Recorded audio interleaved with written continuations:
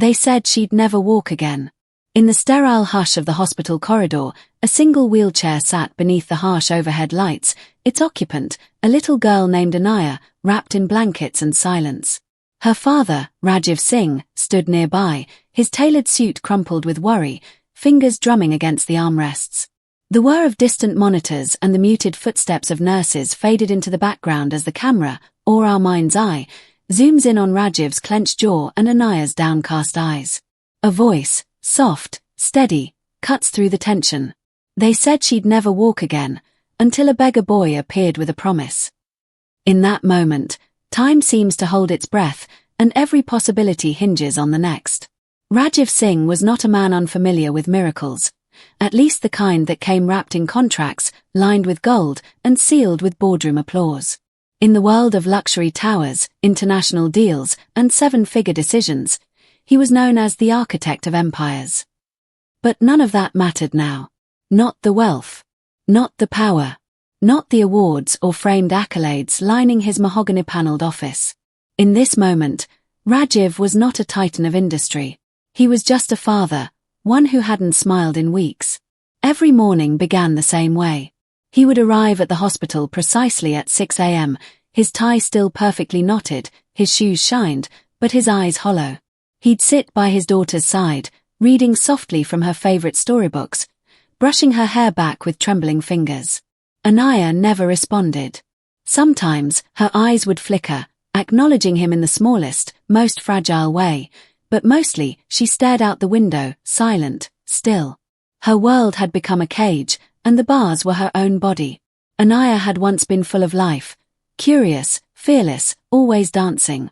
She used to whirl around the living room with ribbons in her hair, her laughter a kind of music that softened even Rajiv's sharp edges. She adored the stars, asked questions no one could answer, and always believed in things that couldn't be seen, magic, angels, and miracles. But that was before the accident. It happened on a rainy night. A reckless driver, a sudden swerve, shattered glass, and then darkness. The doctors said she was lucky to be alive. They didn't say she'd never run again, never twirl in her favorite pink dress, never race up the stairs 2 steps at a time. But the truth became clear quickly. Her spinal cord was damaged, the prognosis grim. She may never walk again, the neurologist had said with cold professionalism. And so, the ribbons were tucked away, the dresses left untouched, and Anaya began her new life in silence. Then there was Arjun. No one knew where he came from. To some, he was just another face among the many forgotten by the city, wandering barefoot near traffic lights, sleeping near temple steps, eating scraps when he could find them. But there was something different about him. People whispered. Some said he had healing hands, that his touch brought calm to the suffering. Others said he was cursed. But most people just looked past him, the way cities teach us to look past pain when it's dressed in rags. Arjun didn't beg for money like the others. Instead, he watched, observed. He was drawn to hospitals, not for warmth or food, but for something else entirely. Sometimes, he'd sit by the emergency gate and hum to himself, his eyes closed, swaying to an unseen rhythm. Children liked him. Animals followed him. And strangers, for reasons they couldn't explain, often walked away from him feeling just a little lighter.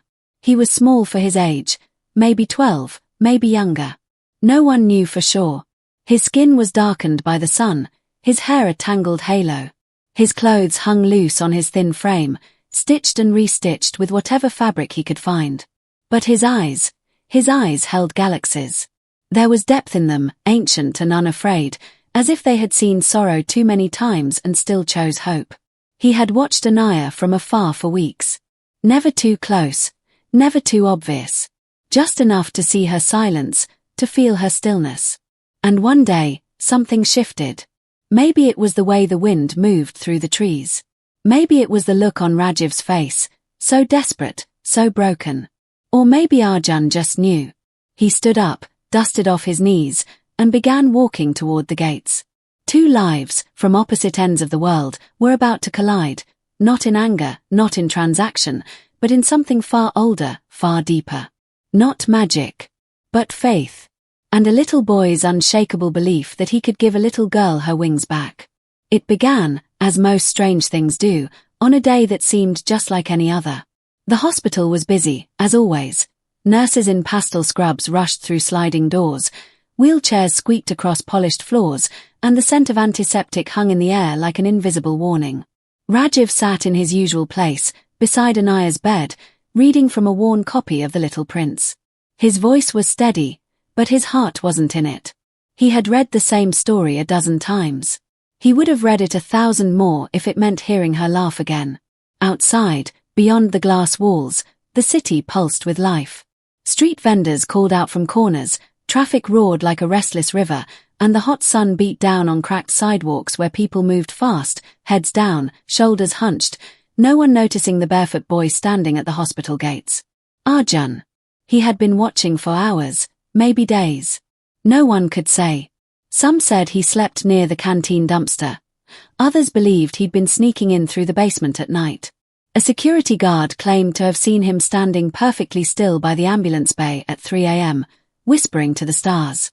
But on this particular morning, Arjun stood tall, or as tall as his small frame would allow, his arms loose by his side, and his eyes fixed on the top-floor window where Anaya's room glowed with filtered sunlight. A nurse passing by glanced at him and frowned. Another hospital staffer shook their head and reached for a walkie-talkie. He looked like trouble. He looked like need. But before anyone could approach, he moved, with quiet purpose, slipping through the front gate just as a delivery truck distracted the guards. Inside the hospital lobby, Arjun didn't run. He didn't hide. He walked calmly, barefoot on cold tiles, past confused receptionists and alarmed nurses. Eyes followed him, whispers bloomed, but no one stopped him, not yet. He seemed to glide through the halls as if he belonged there. As if he had always been part of the building's bones. Then he saw him. Rajiv. From down the corridor, Arjun spotted the man whose face he had memorized from a distance. The man whose pain lingered in the air like smoke. He approached slowly, passing rows of waiting families and sterile walls until he stood just outside room 216. The air between them buzzed with unspoken tension, a strange, invisible pull neither could explain. Rajiv looked up, startled. At first, he saw only a child in rags, dust on his feet, hair wild, eyes far too old for such a young face. Security. Rajiv called out instinctively, half rising from his chair. But Arjun raised his hand. Just a simple gesture. Not to stop. Not to threaten. But to ask for silence. I know how to make your daughter walk again, Arjun said softly. His voice was barely more than a whisper, but it carried, echoing off the walls, cutting through the quiet hum of machines and the weight of doubt that clung to the room. For a moment, no one moved. The nurse froze mid-step. The security guard who had come running stood still, uncertain. Rajiv stared at the boy, eyes narrowing, not in anger, but in disbelief. What did you say? He asked, voice low, wary. I can help her, Arjun repeated. But only if you let me. It was absurd. Ludicrous. Offensive, even. This boy, this street child, daring to promise what the best doctors, the most expensive specialists, had failed to deliver. Rajiv stood, towering over the boy, fists clenched. This is not a place for games, he said. My daughter is not. I don't play games, Arjun interrupted, calm as still water. I just, no. There was something in his voice, something ancient, something certain. It didn't beg. It didn't plead. It simply was. Rajiv stared at him, torn between rage and curiosity, desperation and logic. And in that moment of silence, something inside him cracked, not loudly, not visibly, but enough. Enough to let the impossible in. He looked back at Anaya, then at the boy. His jaw tightened. You have 24 hours, Rajiv said, his voice clipped. If nothing changes by then, you leave. The boy nodded once. And so, the clock began ticking. Not on a hospital monitor. Not on any watch. But in the hearts of everyone who dared to hope. The sun had begun its slow descent, casting a golden hue across the whitewashed walls of the hospital. Time had turned into a quiet enemy for Rajiv Singh, every second another reminder of how powerless he was. But now, the air felt different. as if something ancient had stirred beneath the sterile surface of this place. The beggar boy, Arjun, stood at the foot of Anaya's bed. He didn't ask for instruments. He didn't request silence or ceremony. He simply looked at her, long and steady, like he was trying to remember something the rest of the world had forgotten. Anaya, for the first time in weeks, turned her head. Their eyes met. It wasn't fear. It wasn't confusion. It was curiosity, like a faint breeze passing through a locked room. Rajiv saw it. The doctors saw it. And yet, none of them knew what to make of it. "Do you know her?" a nurse whispered behind Rajiv. He shook his head. "No. He just showed up." Arjun sat on the floor beside the bed, crossing his legs like a monk at temple. He reached into a small, torn satchel and pulled out what looked like a folded piece of paper, yellowed with time. He began to hum, not a tune anyone recognized, but something haunting and melodic, as if sung from memory passed through generations. "Is this some kind of act?" a doctor muttered under his breath. But Anaya's fingers twitched. It happened so subtly, most people would have missed it. But Rajiv didn't. He stepped forward. "Did you see that?" he asked, voice tight. "Probably a nerve reaction," the doctor said quickly. "Happens all the time in cases like this." But it didn't feel like reflex. It felt deliberate. Over the next few hours, Arjun worked, not with machines, not with tools, but with presence. He touched Anaya's knees lightly, whispering to her softly, stories perhaps only she could hear. He asked her questions in a voice no one else was meant to understand. Her eyelids fluttered. Her hand brushed the sheets. Every so often, Arjun would close his eyes and place his palms on her feet, still and focused, as though sending silent energy through her limbs. The room, once a place of sorrow and sterile routines, now felt sacred. Everyone who entered did so quietly, instinctively aware that something fragile and rare was unfolding. Rajiv watched from the corner, torn between disbelief and an aching need for it all to be real. He wanted to laugh. He wanted to scream. But mostly, he just watched, heart hammering in his chest, praying to every god he'd ignored for years that this strange child might truly be more than he seemed. The doctors grew restless. Some whispered that Arjun was manipulating Rajiv in his grief. Others argued he should be removed immediately. But Rajiv refused. "He gets his 24 hours, he said. Not a minute less." Word began to spread. By evening, nurses from other floors were lingering near the doorway. A cleaner paused in his sweeping to sneak a glance inside. One of the surgeons, a staunch skeptic, stood behind a curtain and watched for 10 full minutes, arms folded, eyes narrowed. And Anaya. She began to respond. Not dramatically, not all at once. But there were signs. Her fingers moved more frequently. Her breathing shifted. She whispered something. No one could hear what. But Arjun smiled gently, and nodded, as if he understood.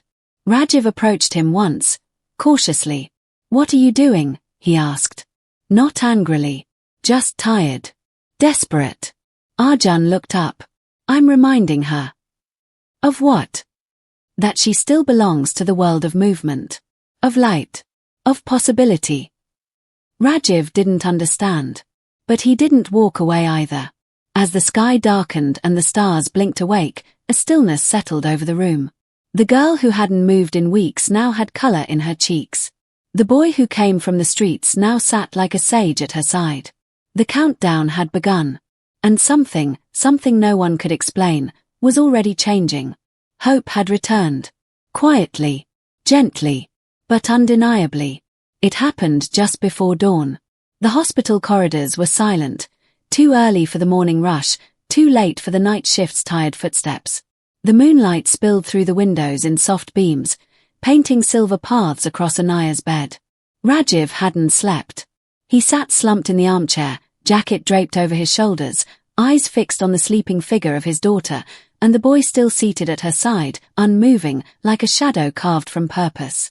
The clock on the wall ticked past 5 a.m. Only 1 hour left.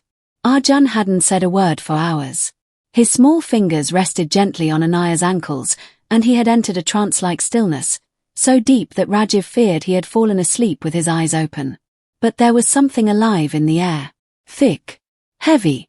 Almost electric. And then, Anaya stirred. Not a twitch this time. Not a flicker of fingers or a shifting breath. Her head turned fully, slowly, and her eyelids fluttered open like the petals of a long-forgotten flower returning to the sun. Rajiv bolted upright. Anaya.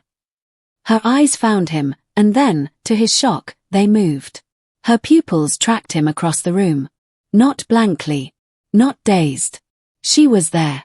A nurse gasped from the doorway and stumbled back, calling for the doctor. Anaya blinked and slowly turned her gaze toward Arjun, who smiled, not with triumph, but with relief, like someone who had been holding their breath for a very long time. He leaned in and whispered something only she could hear. And then she moved her right hand. Rajiv choked on his breath.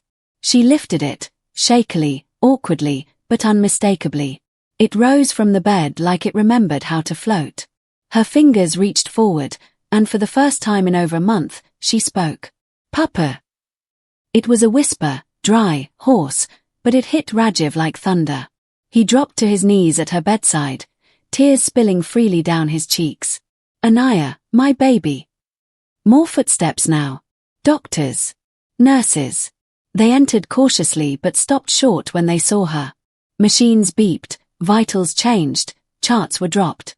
A junior doctor mumbled something about adrenaline spikes. Another said it was impossible. But no one dared interrupt the moment unfolding in front of them. Arjun stood now, quietly gathering his small satchel, as if his work was done. Rajiv turned to him, overwhelmed. How did you? But Arjun only shook his head. She did it, he said simply. I just reminded her that she could. Rajiv stared at him. Who are you? The boy smiled faintly. Someone who was broken once. And then healed. So now, I try to give that back. Before Rajiv could speak again, Arjun stepped past the crowd, slipping between stunned doctors and breathless nurses like mist through fingers. No one tried to stop him. No one even moved. They just watched him walk away, barefoot, quiet, ordinary in appearance, but now utterly unforgettable. Anaya's recovery had begun. The girl who had not moved in weeks could now lift her arm. Within hours, her toes twitched. Within days, she would sit up on her own. The doctors couldn't explain it. The scans didn't change. The reports didn't align with the reality. But no one questioned it anymore. The beggar boy was gone, just as suddenly as he came. But what he left behind was a miracle, and a story no one would ever forget.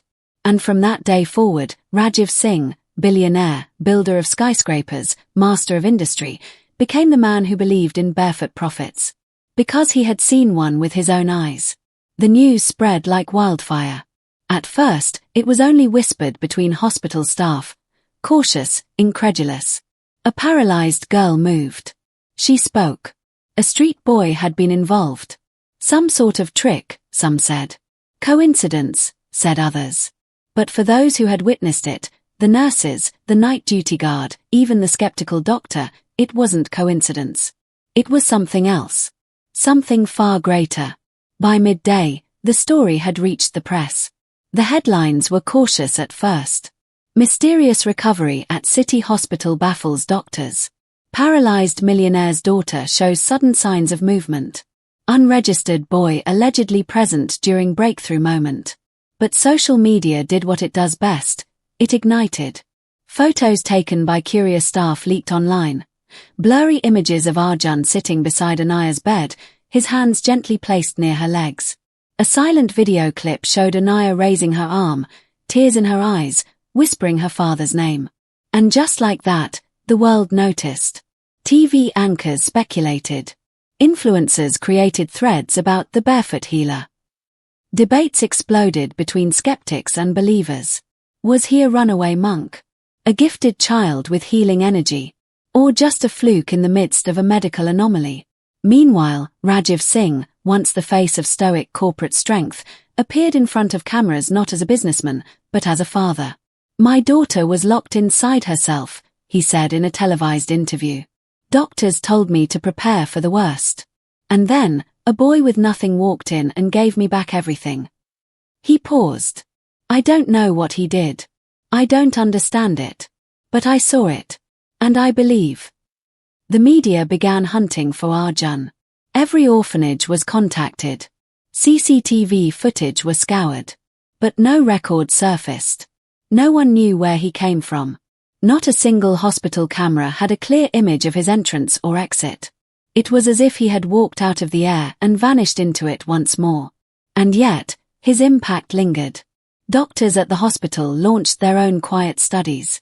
Theories were tossed around: neurostimulation, latent healing, shock response, but none explained the rapid transformation. None could explain the way Anaya's spirit changed. She smiled now.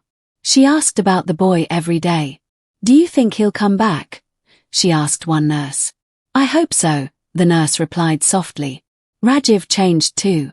He began visiting shelters and street clinics, often unannounced. He funded rehabilitation centers and personally backed a program for street children's healthcare. But he never gave interviews about Arjun again. Not after the first one. "Some stories," he told a journalist later, "aren't meant to be explained. They're meant to be felt." In a quiet corner of his study, Rajiv placed a small wooden statue, an angel carved by hand. He had found it lying under Anaya's pillow the morning after Arjun disappeared. No one saw it being placed. But Anaya insisted it was from him. "He said I'd need a reminder," she whispered. And so it stood, right next to a photo of Anaya walking in the garden, her first steps caught by her mother's trembling hands and her father's silent tears. As for Arjun, some said he was spotted helping an old woman cross a busy road in another city. Others claimed he was seen near a riverside temple, placing flowers in the water and humming to himself. One report even claimed a sick dog was healed after the boy laid his hand on its head. None of the stories were confirmed. But they kept coming. Because the world was hungry for hope. And Arjun, the barefoot boy no one could catch, had left behind something stronger than science or stories. He had left behind belief. Months passed.